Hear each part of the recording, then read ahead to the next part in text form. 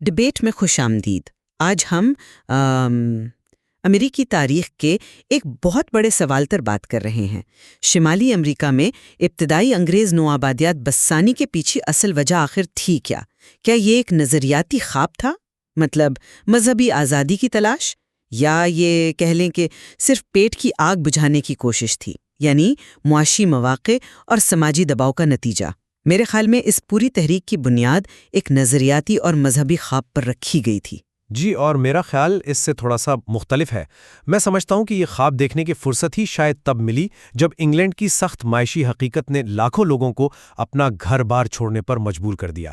میرے نزدیک یہ تحریک بنیادی طور پر بقا اور ایک بہتر زندگی کی تلاش کا نتیجہ تھی۔ میرے لیے جو بات سب سے زیادہ دلچسپ ہے وہ یہ ہے کہ یہ پوری تحریک ایک نظریے سے شروع ہوئی۔ یہ لوگ جنہیں ہم پیورٹنز کے نام سے جانتے ہیں، مطلب وہ گروہ جو سمجھتے تھے کہ انگلینڈ کا چرچ بہت زیادہ شاہانہ اور رسومات میں ڈوبا ہوا ہے اور اسے مزید پاک کرنے کی ضرورت ہے، وہ اپنے عقیدے کے مطابق زندگی گزارنے کے لیے ایک پناہ گاہ ڈھونڈ رہے تھے۔ 1630 میں میساچوسٹس بے کالونی کا قیام اس کی سب سے بڑی مثال ہے۔ ان کے رہنما جان ونتھرپ کا خواب ایک پہاڑی پر شہر یعنی سٹی اپون اے ہل بسانے کا تھا، جو باقی دنیا کے لیے ایک روحانی مثال بنے۔ یہ صرف ہجرت نہیں تھی، یہ ایک مشن تھا۔ بالکل، لیکن ہمیں یہ نہیں بھولنا چاہیے کہ یہ مشن آخر کس ماحول میں شروع ہوا۔ 17ویں صدی کا انگلینڈ کوئی پرسکون جگہ نہیں تھی۔ وہاں بے روزگاری عام تھی، فصلیں خراب ہو رہی تھیں، اور ایک نئے تجارتی انقلاب کی وجہ سے، جسے انکلوژر موومنٹ بھی کہتے ہیں، ہزاروں کسان اپنی زمینوں سے بے دخل ہو رہے تھے۔ اب ان بے گھر لوگوں کے لیے امریکہ ایک امید تھی۔ دیکھیں، ورجینیا میں جیمز ٹاؤن جیسی بستیاں تو خالصتاً تجارتی منصوبے تھے، اور پھر وہ جو نظام تھا معاہداتی ملازمین کا، جس میں غریب لوگ امریکہ آنے کے لیے اپنا سفر خرچ امیر زمینداروں سے لیتے تھے اور بدلے میں کئی سالوں تک ان کے لیے بغیر تنخواہ کے کام کرتے تھے۔ یہ تو سیدھی سادھی معاشی بقا کی جنگ تھی۔ آپ نے ورجینیا کی جو مثال دی وہ بہت اہم ہے، کیونکہ وہ معاشی ماڈل پہلے آیا تھا، لیکن کیا یہ کہنا درست ہوگا کہ وہ زیادہ بااثر بھی تھا؟ میرے خیال میں میساچوسٹس کا نظریاتی ماڈل وہ زیادہ گہرا اور پائیدار ثابت ہوا۔ پیورٹنز اپنے ساتھ اپنا شاہی چارٹر لائے تھے، مطلب بادشاہ کی طرف سے دیا گیا ایک سرکاری اجازت نامہ جس نے انہیں اپنی حکومت خود بنانے کا اختیار دیا، اور اس کی بنیاد پر انہوں نے انگلینڈ کے کنٹرول سے آزاد ایک مذہبی معاشرہ قائم کیا۔ ان کا پورا نظام چرچ، اسکول اور کمیونٹی کے گرد گھومتا تھا، جو ورجینیا کے دولت مند زمینداروں اور غلاموں پر منحصر نظام سے بالکل ہی الگ تھا۔ میں آپ کی بات سمجھتا ہوں، لیکن ہم اس حقیقت کو کیسے نظر انداز کر سکتے ہیں کہ ورجینیا کا معاشی ماڈل صرف ورجینیا تک محدود نہیں رہا۔ جنوب کی تمام نوآبادیات جیسے کیرولائنا اسی ماڈل پر قائم ہوئیں۔ بڑی بڑی زمینیں، نقدی فصلیں جیسے چاول اور نیل، اور ان سب کو چلانے کے لیے غلاموں کی محنت۔ یہ ایک بہت بڑا اور منافع بخش نظام تھا جس نے ایک امیر طبقہ پیدا کیا۔ یہ حقیقت تو مذہبی آزادی کے تصور سے بالکل میل نہیں کھاتی۔ تو میساچوسٹس ایک اہم مثال ضرور ہے، لیکن شاید وہ ایک استثناء ہو، اصول نہیں۔ لیکن کیا ہم یہ کہہ سکتے ہیں کہ معیشت کا مقصد صرف دولت کمانا تھا، یا پھر معیشت کو ایک بڑے مقصد کے لیے استعمال کیا جا رہا تھا؟ نیو انگلینڈ کے تاجروں نے جہاز سازی اور مچھلی کے کاروبار سے خوب پیسہ کمایا، اس میں کوئی شک نہیں، لیکن اس دولت کو ایک مستحکم، تعلیم یافتہ اور مذہبی معاشرہ بنانے کے لیے خرچ کیا گیا۔ 1636 میں ہارورڈ کالج کا قیام کیوں عمل میں آیا؟ یا 1647 کا وہ قانون جس نے ہر قصبے میں اسکول قائم کرنا لازمی قرار دیا تاکہ لوگ بائبل پڑھ سکیں؟ یہ سب اسی نظریاتی عزم کا ثبوت ہے۔ یہاں معیشت مقصد نہیں بلکہ ایک ذریعہ تھی۔ ایک منٹ، کیا ہارورڈ کا قیام واقعی خالصتاً مذہبی تھا، یا یہ ایک طرح سے ایلیٹ طبقے کو اپنے بچوں کو تعلیم دینے کا ایک طریقہ بھی تھا تاکہ وہ نوآبادی کا انتظام سنبھال سکیں؟ لیکن اس سے بھی بڑا سوال یہ ہے کہ ان ہزاروں عام لوگوں کا کیا جو اپنی جان خطرے میں ڈال کر سمندر پار کر رہے تھے؟ اگر ہم تاریخ متک کی بڑی تعداد کو دیکھیں تو وہ مذہبی رہنما یا دانشور نہیں تھے، وہ عام لوگ تھے، کسان اور مزدور۔ ان کے لیے امریکہ کا مطلب مذہبی بحث نہیں بلکہ زمین کا حصول، بہتر روزگار اور اس سماجی قید سے فرار تھا جو انہیں یورپ میں آگے بڑھنے نہیں دیتی تھی۔ پینسلوینیا کی مثال دیکھیں۔ ولیم پین نے مذہبی رواداری کی پیشکش کی، لیکن اس کی اصل کامیابی اس کی زرخیز زمین اور معاشی مواقع تھے جس نے ہر طرح کے لوگوں کو اپنی طرف کھینچا۔ اندر ہی روڈ آئلینڈ اور کنیکٹیکٹ جیسی نئی نوآبادیات کا قیام خود مذہبی اور نظریاتی اختلافات کا نتیجہ تھا۔ لوگ اس لیے نہیں نکلے کہ انہیں بہتر معاشی مواقع چاہیے تھے، بلکہ اس لیے کہ وہ حکومت اور عقیدے کے معاملات پر متفق نہیں تھے۔ یہ ظاہر کرتا ہے کہ نظریات اور اصول نوآبادیاتی زندگی کے مرکز میں تھے۔ یہ بحث ہی ان کی زندگی کا محور تھی۔ میں اس نقطے سے تھوڑا سا اختلاف رکھتا ہوں۔ میرے خیال میں سرحدوں یعنی فرنٹیئر کی طرف مسلسل پیش قدمی کی بنیادی وجہ زمین کی بھوک تھی۔ جب ساحلی علاقوں میں زمین مہنگی یا کم ہو گئی تو لوگوں نے مذہبی بحث نہیں کی، بلکہ اپنا سامان اٹھایا اور مغرب کی طرف چل پڑے جہاں زمین سستی تھی۔ یہ آبادکار، جنہیں ایک مصنف نے ڈیرنگ ہارڈی ریس آف مین کہا، وہ اپنی بقا کے لیے شکار اور کھیتی باڑی پر انحصار کرتے تھے۔ ان کی زندگی کا مقصد ایک نظریاتی ریاست بنانا نہیں تھا، بلکہ ایک آزاد اور بہتر زندگی گزارنا تھا جو بنیادی طور پر معاشی خواہشات پر مبنی تھی۔ مذہب ان کے لیے اہم ہو سکتا تھا، جی، لیکن ان کی ہجرت کا اصل انجن زمین اور بقا کی جدوجہد تھی۔ اگرچہ معاشی عوامل کو نظر انداز نہیں کیا جا سکتا، اور آپ کی بات درست ہے کہ ہر کوئی جان ونتھرپ نہیں تھا، لیکن یہ واضح ہے کہ مذہبی آزادی اور ایک مثالی معاشرے کے قیام کی خواہش نے خاص طور پر نیو انگلینڈ میں امریکی کردار کی بنیاد رکھی۔ یہی وہ نظریاتی قوت تھی جس نے ان بکھری ہوئی بستیوں کو منظم کیا اور انہیں ایک ایسی شناخت دی جو محض ایک تجارتی کمپنی سے کہیں بڑھ کر تھی۔ اور جبکہ مذہبی آزادی کچھ مخصوص گروہوں کے لیے ایک اہم محرک ضرور تھی، لیکن مجموعی تصویر دیکھیں تو لاکھوں لوگوں کی ہجرت کے پیچھے انگلینڈ کی معاشی بدحالی اور نئی دنیا میں زمین و دولت کے مواقع ہی فیصلہ کن عوامل تھے۔ نوآبادیات کا عظیم منصوبہ وسیع پیمانے پر ایک معاشی حقیقت پر مبنی تھا، جس پر بعد میں نظریات کا رنگ چڑھایا گیا۔ شاید اصل کہانی مذہب بمقابلہ معیشت کی ہے ہی نہیں، بلکہ ان دونوں کے پیچیدہ رشتے کی ہے۔ مذہبی نظریات نے معاشی جدوجہد کو ایک اعلیٰ مقصد دیا اور ایک سماجی ڈھانچہ فراہم کیا۔ بالکل، اور معاشی موقع نے اس مذہبی نظریے کو حقیقت میں بدلنے کا موقع فراہم کیا۔ اس خواب کو تعبیر کے لیے زمین اور وسائل کی ضرورت تھی جو امریکہ نے فراہم کی۔ اس دو طرفہ تعلق کو سمجھنا ہی اس دور کی تاریخ کو سمجھنے کی کلید ہے اور اس مواد میں مزید گہرائی سے مطالعہ کرنے کی دعوت دیتا ہے۔ چلیں، آج 19ویں صدی کے امریکہ کی بات کرتے ہیں۔ یہ ایک ایسا دور تھا جب ملک نے خود کو جیسے نئے سرے سے ایجاد کیا۔ ہمارے سامنے امریکی محکمہ خارجہ کا تیار کردہ امریکی تاریخ کا ایک خاکہ ہے، اور اس میں جو کہانی ہے وہ تضادات سے بھری ہوئی ہے۔ بالکل، ایک طرف آزادی اور مواقع کے نعرے ہیں اور دوسری طرف غلامی اور عدم مساوات کی حقیقتیں۔ اور آج ہماری کوشش یہی سمجھنے کی ہے کہ ان تضادات سے ملک کیسے نمٹا۔ ہم دیکھیں گے کہ مغرب کی طرف توسیع نے کیسے ایک ہی وقت میں ملک کو بنایا بھی اور توڑا بھی، کیسے غلامی کے سوال پر ایک خونی خانہ جنگی ہوئی، اور پھر کیسے ایک صنعتی انقلاب نے امریکہ کا چہرہ ہمیشہ کے لیے بدل دیا۔ یہ سمجھنا بہت ضروری ہے۔ تو آئیے اس پیچیدہ اور دلچسپ صدی کی گہرائی میں اترتے ہیں۔ تو یہ حصہ نمبر 4 ہے۔ ہمارے ماخذ میں اسے مغرب کی طرف توسیع اور علاقائی کشمکش کا نام دیا گیا ہے۔ تو شروع کرتے ہیں اس نعرے سے جو اس دور کی روح تھا، مغرب کی طرف جاؤ۔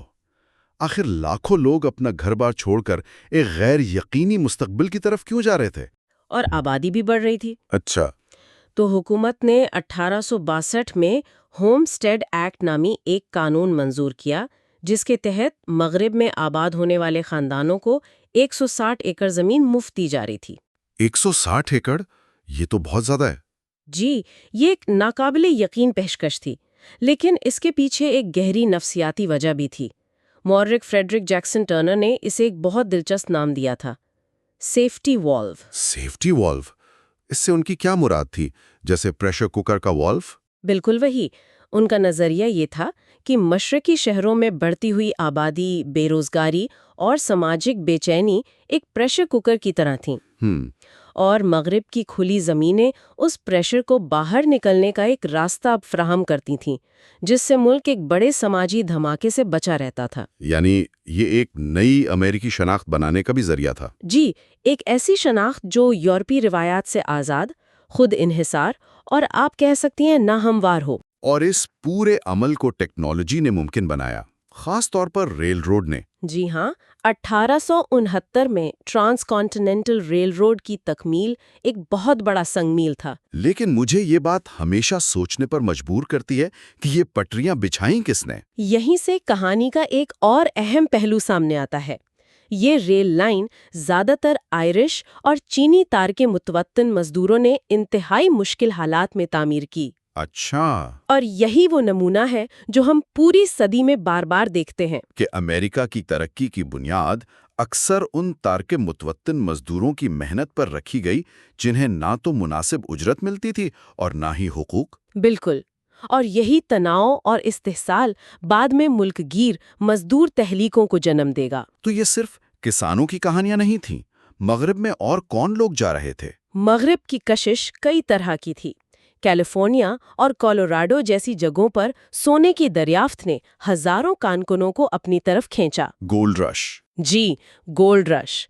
اس کے علاوہ ٹیکساس سے کنساس تک پھیلے ہوئے وسیع میدانوں نے مویشی پالنے کی ایک بہت بڑی صنعت کو جنم دیا۔ اور وہیں سے کاؤ بوائے کا مشہور امریکی کردار ابھرا۔ بالکل، یہ صرف زمین نہیں تھی، یہ ایک خواب تھا جلد امیر بننے کا۔ لیکن ایک منٹ، یہ زمین خالی تو نہیں تھی؟ نہیں تھی۔ اس پر تو پہلے سے لوگ آباد تھے۔ اس توسیع کا مقامی امریکی قبائل پر کیا اثر پڑا؟ یہ اس کہانی کا سب سے تاریک باب ہے۔ یہ زمینیں خالی نہیں تھیں، ان پر سیویکس اور اپاچے جیسے سینکڑوں قبائل ہزاروں سالوں سے آباد تھے۔ تو پھر کیا ہوا؟ جیسے جیسے آباد کار آگے بڑھتے گئے، ان کے اور مقامی قبائل کے درمیان تصادم شدید ہوتا گیا۔ حکومت نے معاہدے کیے، لیکن اکثر انہیں توڑ دیا۔ آخر کار فوجی طاقت کے ذریعے ان قبائل کو ان کی زمینوں سے بے دخل کر کے مخصوص ریزرویشنز تک محدود کر دیا گیا۔ یہ ایک قومی عالمیہ تھا۔ تو یہ توسیع جو ملک کی طاقت کی علامت تھی، اس نے دراصل ملک کے اندر پہلے سے موجود ایک بہت بڑے بحران کو مزید ہوا دی، ہے نا؟ جی ہاں، میرا مطلب ہے غلامی کا مسئلہ۔ آپ نے بالکل صحیح پکڑا۔ ہر نئی ریاست جو یونین میں شامل ہوتی، اس پر ایک ہی سوال اٹھتا، کیا یہ آزاد ریاست ہوگی جہاں غلامی غیر قانونی ہے، یا غلام ریاست؟ جی، اور یہ صرف اخلاقیات کا جھگڑا نہیں تھا، بلکہ یہ کانگریس میں سیاسی طاقت کے توازن کا مسئلہ تھا۔ کیونکہ جنوب کی پوری معیشت کپاس کے کھیتوں اور غلاموں کی محنت پر کھڑی تھی۔ بالکل، جبکہ شمال تیزی سے صنعتی ہو رہا تھا۔ یہ دو مختلف دنیاؤں کا ٹکراؤ تھا۔ اور 1850 کی دہائی میں یہ ٹکراؤ اپنے عروج پر پہنچ گیا۔ میں نے ہیریٹ بیچر اسٹو کی کتاب انکل ٹامز کیبن کے بارے میں پڑھا تھا۔ کیا ایک کتاب واقعی اتنا بڑا اثر ڈال سکتی ہے؟ ایک بہت بڑا اثر۔ اس کتاب کی 30 لاکھ سے زیادہ کاپیاں فروخت ہوئیں۔ 30 لاکھ؟ اے؟ اس زمانے میں؟ جی، اس نے پہلی بار لاکھوں شمالی امریکیوں کے سامنے غلامی کی صفاقی اور غیر انسانی پہلو کو ایک جذباتی کہانی کی شکل میں پیش کیا۔ اس نے غلامی کو ایک سیاسی مسئلے سے ایک ذاتی اور اخلاقی بحران بنا دیا۔ صحیح کہا۔ اسی دوران کینساس میں غلامی کے حامی اور مخالف آباد کاروں کے درمیان باقاعدہ مسلح جھڑپیں شروع ہو گئیں۔ اسے تاریخ میں خون بہاتا کینسس یعنی بلیڈنگ کینسس کہا جاتا ہے، ٹھیک؟ جی۔ ایک منٹ، تو آپ کہہ رہی ہیں کہ خانہ جنگی سے پہلے ہی امریکی ایک دوسرے کو مار رہے تھے؟ جی ہاں، اور پھر سپریم کورٹ کا وہ بدنام زمانہ ڈریڈ اسکاٹ فیصلہ آیا۔ اس نے تو جلتی پر تیل کا کام کیا ہوگا۔ بالکل، 1857 کا ڈریڈ اسکاٹ فیصلہ۔ عدالت نے فیصلہ دیا کہ افریقی نسل کے لوگ، چاہے وہ غلام ہوں یا آزاد، امریکی شہری نہیں ہیں اور ان کے کوئی حقوق نہیں ہے۔ کیا؟ اور مزید یہ کہ کانگریس کے پاس کسی بھی علاقے میں غلامی پر پابندی لگانے کا کوئی اختیار نہیں ہے۔ اس فیصلے نے سمجھوتے کے تمام دروازے بند کر دیے۔ اسی ماحول میں ابراہم لنکن نے کہا تھا کہ ایک گھر جو اپنے ہی خلاف تقسیم ہو کھڑا نہیں رہ سکتا۔ جی۔ 1860 میں ان کا صدر منتخب ہونا آخری تنخواہ ثابت ہوا۔ بالکل، ان کی جیت صرف شمالی ریاستوں کے ووٹوں کی بنیاد پر ہوئی، جس سے جنوب کو لگا کہ ان کی آواز اب وفاق میں نہیں سنی جائے گی۔ اور پھر لنکن کے منتخب ہوتے ہی جنوبی کیرولائنا نے یونین سے علیحدگی کا اعلان کر دیا اور جلد ہی 10 مزید ریاستیں اس میں شامل ہو گئیں۔ انہوں نے اپنی ایک الگ حکومت بنا لی۔ جی، جسے کنفیڈریٹ اسٹیٹس آف امریکہ کہا جاتا ہے۔ اس کے ساتھ ہی امریکہ اپنی تاریخ کی سب سے تباہ کن جنگ، خانہ جنگی میں داخل ہو گیا۔ چلیں تو اب ہم حصہ نمبر 5 میں داخل ہو رہے ہیں، جو ہمارے ماخذ کے مطابق خانہ جنگی اور تعمیر نو کے بارے میں ہے۔ تو جنگ شروع ہوئی۔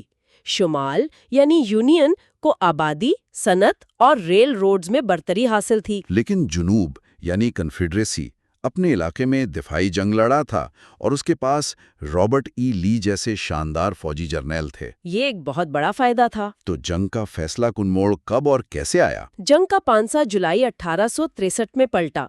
پینسلوینیا میں گیٹسبرگ کی جنگ صرف ایک فتح نہیں تھی، یہ ایک نفسیاتی دھچکا تھا۔ اچھا، یہ پہلی بار تھا کہ جنرل لی کو شمال کی سرزمین پر فیصلہ کن شکست ہوئی، اور اس نے جنگ کا رخ ہمیشہ کے لیے بدل دیا۔ اور اسی وقت مغرب میں بھی کچھ اہم ہو رہا تھا؟ جی، عین اسی وقت مغرب میں جنرل یولیسز ایس گرانٹ نے مسیسپی دریا پر واقع وکسبرگ کے اہم شہر پر قبضہ کر لیا، جس سے کانفیڈریسی 2 حصوں میں بٹ گئی۔ اور پھر جنرل شرمن کا مشہور سمندر تک مارچ ہوا، جس نے جنوب کی کمر ہی توڑ دی۔ جی، شرمن کا مارچ ایک نئی قسم کی جنگ تھی جسے ٹوٹو وار کہتے ہیں۔ ان کی فوج نے نہ صرف فوجی اہداف کو نشانہ بنایا، بلکہ فصلوں، فیکٹریوں اور ریل لائنوں کو بھی تباہ کیا تاکہ جنوب کی صلاحیت کو ختم کیا جا سکے۔ اور عوام کے حوصلے کو بھی۔ یہ حکمت عملی کام کر گئی، اور اپریل 1865 میں جنرل لی نے ہتھیار ڈال دیے اور 4 سالہ خونی جنگ کا خاتمہ ہوا۔ تو جنگ ختم ہو گئی، ملک دوبارہ ایک ہو گیا، لیکن زخم بہت گہرے تھے۔ اس کے بعد کیا ہوا؟ کیا سب نے ایک دوسرے کو معاف کر دیا؟ کاش ایسا ہوتا۔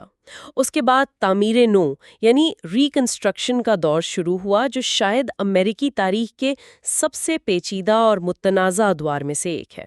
اس کے مقاصد کیا تھے؟ اس کے 2 بڑے مقاصد تھے۔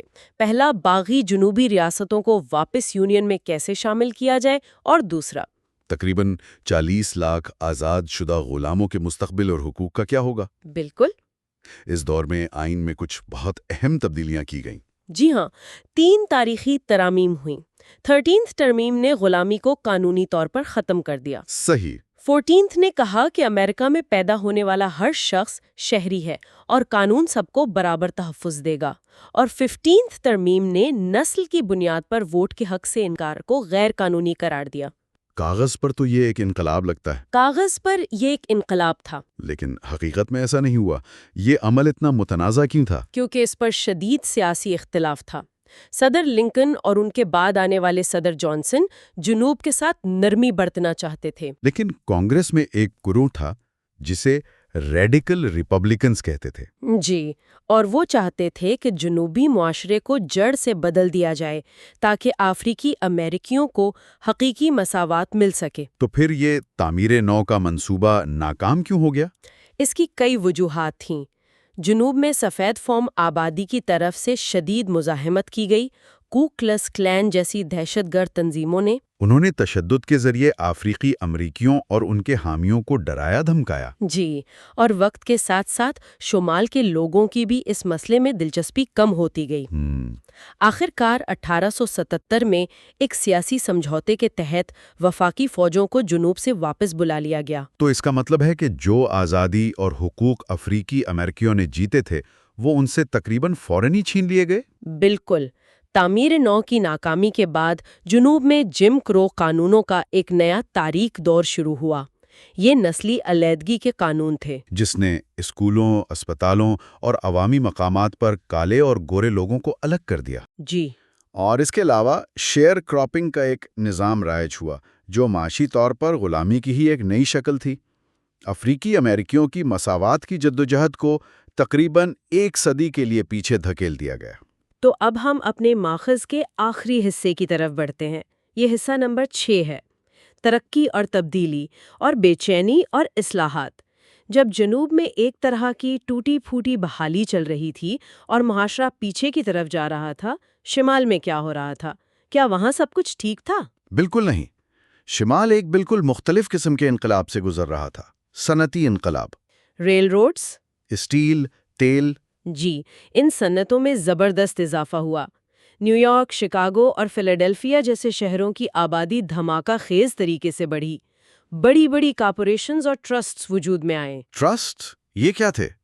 آج کی زبان میں ہم انہیں کیا کہہ سکتے ہیں؟ آپ انہیں آج کے بڑی ٹیک کمپنیوں کی طرح سمجھ سکتے ہیں جو اپنی پوری مارکیٹ کو کنٹرول کرتی ہیں. اچھا.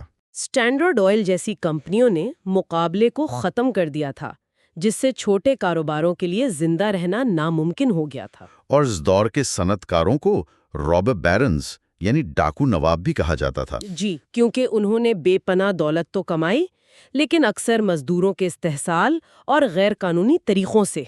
تو اس ترقی کی ایک انسانی قیمت بھی تھی. فیکٹریوں میں کام کرنے والے مزدوروں کی زندگی کیسی تھی؟ بہت خوفناک.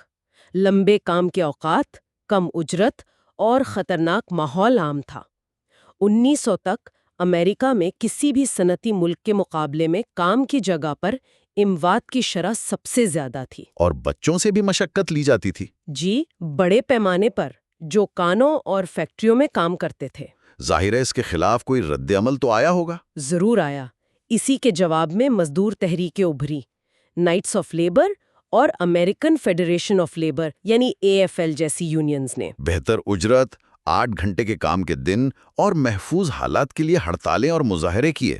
جی، اسی طرح کسان بھی ریلوے کے زیادہ کرایوں اور اپنی فصلوں کی گرتی قیمتوں سے پریشان تھے، جس کی وجہ سے پاپولسٹ پارٹی جیسی سیاسی تحریکیں وجود میں آئیں. تو یہ تمام مسائل، بڑی کمپنیوں کی بے لگام طاقت، سیاسی بدعنوانی، مزدوروں کا استحصال، ان سب نے مل کر ایک نئی تحریک کو جنم دیا. جی، 19ویں صدی کے آخر میں ترقی پسند تحریک یعنی پروگریسو موومنٹ کا آغاز ہوا.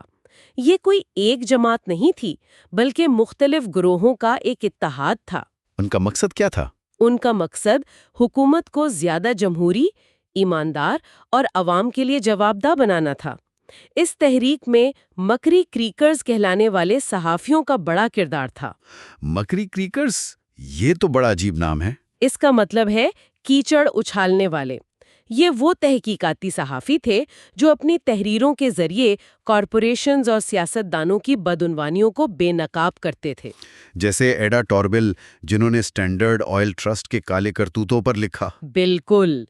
ان کی تحریروں سے عوام میں بیداری پیدا ہوئی اور اصلاحات کے لیے دباؤ بڑھا. تو اگر ہم پوری 19ویں صدی کو دیکھیں تو یہ بے پناہ ترقی، شدید تصادم اور گہری تبدیلی کا دور تھا. جی، ملک نے ایک برائے اعظم پر قبضہ کیا، غلامی کے مسئلے پر خود کو تقریباً تباہ کر لیا، اور پھر ایک صنعتی طاقت بن کر ابھرا جس نے نئی دولت کے ساتھ ساتھ نئے سماجی مسائل بھی پیدا کیے. بالکل. اور ہمارے سننے والوں کے لیے سوچنے کی ایک آخری بات یہ ہے، یہ ماخذ ہمیں دکھاتا ہے کہ 19ویں صدی کے ادھورے کاموں نے 20ویں صدی کے بڑے تنازعات کی بنیاد کیسے رکھی.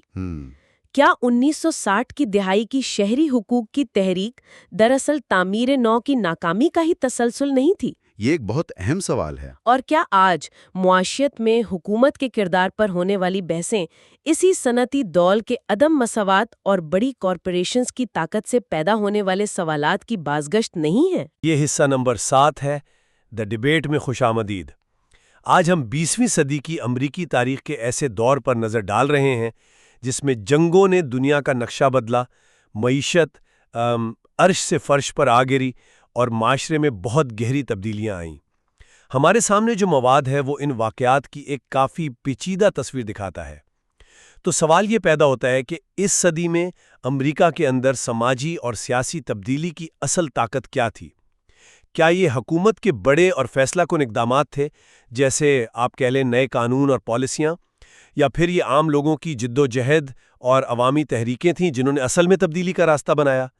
میں یہ موقف پیش کروں گا کہ اصل تبدیلی وفاقی حکومت کی مداخلت سے آئی، خاص طور پر فرینکلن روزویلٹ کے نیو ڈیل اور پھر 1960 کی دہائی کی شہری حقوق کی قانون سازی کے ذریعے. جی، اور میں اس کے برعکس یہ دلیل دوں گی کہ قانون سازی اپنی جگہ اہم صحیح، لیکن تبدیلی کی جو حقیقی روح تھی وہ ان عوامی تحریکوں سے پیدا ہوئی جو نچلی سطح سے اٹھیں۔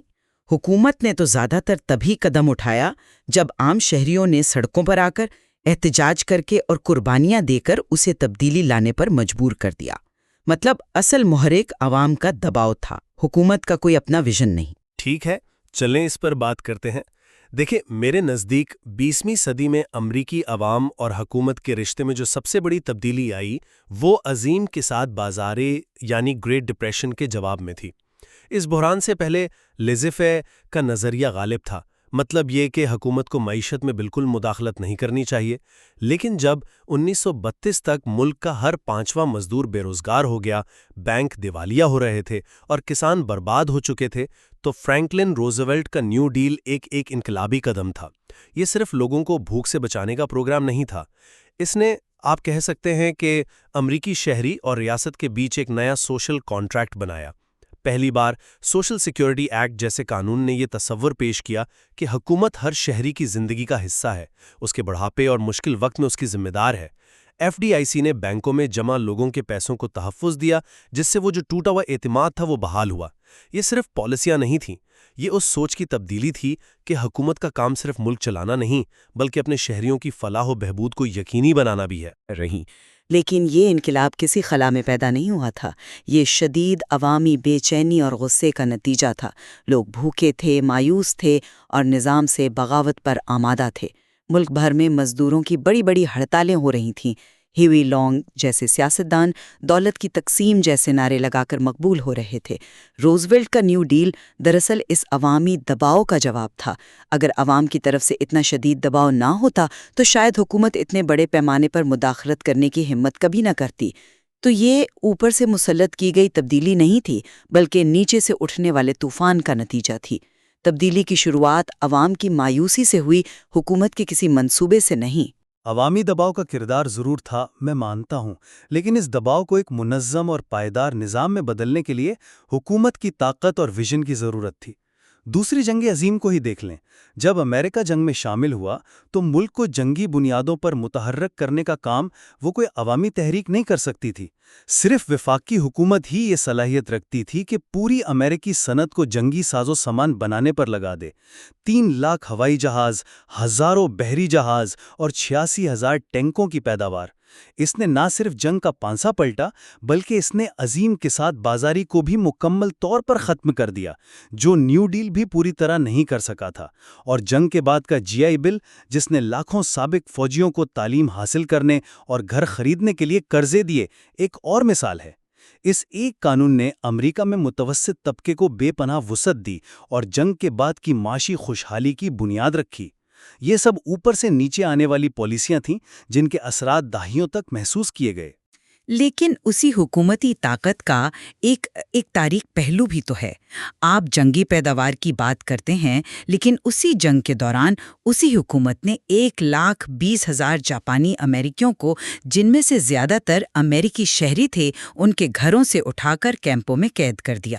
یہ اس بات کی ایک بھیانک مثال ہے کہ حکومتی طاقت جب بے لگام ہو تو کیا کر سکتی ہے۔ اور سرد جنگ کے دور میں کمیونزم کے خوف سے جو ریڈ اسکیئر پھیلا، اس نے ہزاروں بے گناہ لوگوں کی زندگیاں برباد کیں اور سیاسی آزادیوں کا گلا گھونٹا۔ حکومت اکثر تبدیلی لانے والی قوت نہیں بلکہ جمود کی محافظ ہوتی ہے۔ یہ معاشرے کو آگے نہیں بڑھاتی بلکہ اسے کنٹرول میں رکھنے کی کوشش کرتی ہے۔ جب تبدیلی آتی ہے تو وہ اکثر حکومت کی مزاحمت کے باوجود آتی ہے، اس کی مدد سے نہیں۔ اچھا، چلیں شہری حقوق کی تحریک کی طرف آتے ہیں، کیونکہ میرے خیال میں یہ میرے نقطہ نظر کو بہت واضح کرتی ہے۔ عوامی جدوجہد، بہادری اور قربانیاں وہ ناقابل تردید ہیں، لیکن جنوبی ریاستوں میں جم کرو قوانین، یعنی وہ قوانین جو سیاہ فام امریکیوں کے ساتھ منظم نسلی امتیاز برتتے تھے، وہ اتنے گہرے اور مضبوط تھے کہ مقامی احتجاج انہیں جڑ سے نہیں اکھاڑ سکتا تھا۔ اس کے لیے وفاقی حکومت کی پوری طاقت کی ضرورت تھی۔ جب 1957 میں آرکنساس کے گورنر نے لٹل راک ہائی اسکول میں سیاہ طلباء کا داخلہ روکنے کے لیے نیشنل گارڈ کو استعمال کیا تو صدر آئزن ہاور کو وفاقی فوج بھیجنی پڑی۔ یہ اس بات کا ثبوت ہے کہ ریاستی سطح پر موجود شدید مزاحمت کو صرف وفاقی طاقت ہی توڑ سکتی تھی۔ 1964 کا شہری حقوق ایکٹ اور 1965 کا ووٹنگ رائٹس ایکٹ یہ صرف علامتی نہیں تھے۔ انہوں نے وفاقی حکومت کو یہ اختیار دیا کہ وہ امتیاز کو ختم کرے اور ووٹنگ کے حق کو یقینی بنائے، چاہے مقامی حکومت اس کی کتنی ہی مخالفت کرے۔ قانون نے تحریک کے مقاصد کو ایک ناقابل واپسی حقیقت بنا دیا۔ آپ کی بات سننے میں تو پرکشش لگتی ہے، لیکن یہ تصویر کا صرف ایک رخ ہے۔ قانون سازی جدوجہد کا اختتام تھی، آغاز نہیں۔ 1964 کا قانون بننے سے ایک دہائی پہلے 1944 میں سپریم کورٹ نے براؤن بمقابلہ بورڈ آف ایجوکیشن کیس میں اسکولوں میں نسلی علیحدگی کو غیر آئینی قرار دیا تھا۔ لیکن کیا اس فیصلے پر عمل ہوا؟ نہیں، جنوبی ریاستوں نے اس کی شدید مخالفت کی۔ اصل تبدیلی تب آئی جب عام لوگوں نے اپنی جانیں داؤ پر لگائی۔ مونٹگومری بس بائیکاٹ صرف ایک علامتی احتجاج نہیں تھا، یہ ایک معاشی ہتھیار تھا۔ اس نے 1 سال سے زیادہ شہر کے ٹرانسپورٹ سسٹم کو مفلوج کیے رکھا اور یہ ثابت کیا کہ شہری حقوق کی ایک معاشی قیمت بھی ہے۔ فریڈم رائڈرز نے تشدد برداشت کیا اور 1963 میں واشنگٹن پر مارچ نے لاکھوں لوگوں کو اکٹھا کر کے قوم کے ضمیر کو جھنجھوڑا۔ حکومت نے یہ دروازہ کھولا نہیں، کارکنوں نے اسے اپنے خون پسینے سے توڑا تھا۔ قانون تو بس ان کی قربانیوں کی ایک تصدیق تھی۔ صرف شہری حقوق کا جواب نہیں تھا، یہ غربت کے خلاف جنگ تھی، جس میں میڈیکیڈ جیسے پروگراموں کے ذریعے غریبوں کے لیے صحت کی دیکھ بھال، تعلیم کے لیے وفاقی امداد اور شہری ترقی کے نئے منصوبے شامل تھے۔ یہ ایک وسیع ویژن تھا کہ حکومت ایک بہتر اور زیادہ منصفانہ معاشرہ بنانے میں فعال کردار ادا کر سکتی ہے۔ یہ کسی ایک عوامی تحریک کا آپ کہہ لیں براہ راست نتیجہ نہیں تھا، بلکہ یہ نیو ڈیل کی روح کا تسلسل تھا کہ حکومت مسائل کے حل کے لیے آگے بڑھ سکتی ہے۔ لیکن گریٹ سوسائٹی کے بہت سے منصوبے تو ویتنام جنگ کی بھیٹ چڑھ گئے، اور ویتنام جنگ خود اس بات کی سب سے بڑی مثال ہے کہ حکومتی پالیسیاں عوامی خواہشات سے کیسے ٹکرا سکتی ہیں۔ جنگ کے خلاف اٹھنے والی تحریک امریکی تاریخ کی سب سے بڑی عوامی تحریکوں میں سے ایک تھی۔ اس نے یہ دکھایا کہ جب حکومت عوام کی آواز نہیں سنتی تو عوام اسے جوابدہ بنانے کی طاقت رکھتے ہیں۔ اسی طرح دوسری سماجی تحریکوں کو دیکھیں۔ خواتین کی تحریک کو حکومت نے شروع نہیں کیا، اس کی چنگاری 1963 میں بیٹی فریڈن کی کتاب دی فیمینن مسٹیک سے بھڑکی، جس نے لاکھوں خواتین کو اپنے روایتی کرداروں پر سوال اٹھانے پر مجبور کیا۔ ماحولیاتی تحریک کو دیکھیں، اس کی بنیاد ریچل کارسن کی 1962 کی کتاب سائلنٹ سپرنگ نے رکھی، جس نے کیڑے مار ادویات کے خطرات سے پردہ اٹھایا۔ ان عوامی بیداری کی لہروں نے حکومت کو مجبور کیا کہ وہ خواتین کے حقوق اور ماحولیاتی تحفظ کے لیے قوانین بنائے، نہ کہ اس کے برعکس۔ اچھا، چلیں تھوڑا آگے چلتے ہیں۔ 1980 کی دہائی کی طرف رونلڈ ریگن کا عروج اور قدامت پسندی کی لہر، اسے آپ کیسے دیکھتے ہیں؟ میرے خیال میں یہ بھی حکومتی سطح پر ایک بہت بڑی تبدیلی تھی۔ ریگن کی معاشی پالیسیاں، جنہیں ریگنومکس کہا جاتا ہے، یعنی ٹیکسوں میں کمی اور حکومتی ضوابط کو کم کرنا، اور سوویت یونین کے خلاف طاقت کے ذریعے امن کا نظریہ، یہ سب اوپر سے نافذ کی گئیں پالیسیاں تھیں جنہوں نے امریکی معیشت اور دنیا میں اس کے کردار کو گہرائی سے تبدیل کیا۔ سرد جنگ کا خاتمہ بھی وہ گورباچوف کے ساتھ ریگن اور پھر بش کی اعلیٰ سطحی سفارتکاری کا نتیجہ تھا۔ میں اسے بالکل مختلف زاویے سے دیکھتی ہوں۔ ریگن کا انتخاب خود ایک عوامی نچلی سطح کی قدامت پسند تحریک کا نتیجہ تھا۔ یہ ان لاکھوں امریکیوں کا ایک رد عمل تھا جو 1960 اور 70 کی دہائی کی سماجی تبدیلیوں، حکومت کے بڑھتے ہوئے کردار اور معاشی عدم استحکام سے غیر مطمئن تھے۔